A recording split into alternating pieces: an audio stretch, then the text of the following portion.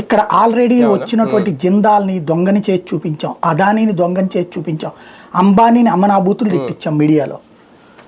ఇవాళ వాళ్ళని రమ్మంటే ఎందుకు వస్తారు? 100 కోట్లు 1000 కోట్ల రూపాయలు పెట్టుబడి పెట్టేవాడు బూతులు తిట్టించుకోవడానికి, దొంగ దోపిడీదారు అనిపించుకోవడానికి వస్తాడా? నెంబర్ 1. నెంబర్ 2, పరిశ్రమ పెడతంటే మనం ఇక్కడ ఏం చేస్తున్నాం? గ్రామీణ దరిద్రపు రాజకీయాలు చేస్తున్నాం. ఫర్ ఎగ్జాంపుల్ మీ జిల్లాల దగ్గరే తెలుసు, ఆక్వా పరిశ్రమ పెడతారు.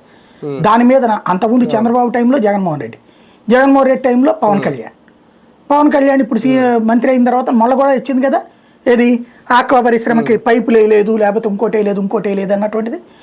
లేదా పరిశ్రమలు పెట్టిన వాళ్ళని తీసేపిస్తాం, వాళ్ళ మీద పర్యావరణం అంటాం, ఇంకోటి అంటాం తీసేపిస్తాం. ఎల్జీ పాలిమర్స్ దాంట్లో ఎట్లాగే ఏడిపించుకుతున్నామో చూసాం మనం. అట్లాగే ఏదేదో నాగార్జున వాడు అక్కడ థర్మల్ ఫ్యాక్టరీ పెడతానంటే శ్రీకాకుళంలో తన్ని తరిమేశాం.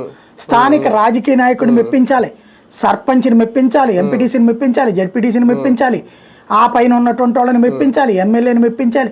వీళ్ళందరినీ మెప్పించకపోతే ఏదో ఒక లిటిగేషన్ తీసుకొచ్చి జనాల్ని రెచ్చగొట్టి పర్యావరణం అని ఏదో ఒక వంక పెట్టి ఆందోళనలు చేస్తూ ఉంటే వీళ్ళ ఆందోళనలన్నింటినీ చూస్తా వాళ్ళు 100 కోట్ల రూపాయలు పెట్టుబడులు పెట్టి ఏ రోజు రేపు ఉంటుందో లేదో తెలియదు, రేపు పెట్టిన తర్వాత నేను పగల కొడతారేమో తెలియదు. ఇలాంటి పరిస్థితులు ఎట్టొస్తాడు? బేసిక్గా రాజకీయం చెయ్యకుండా ఉండాలి ఇక్కడ. దానికి తోడు ఎవడన్నా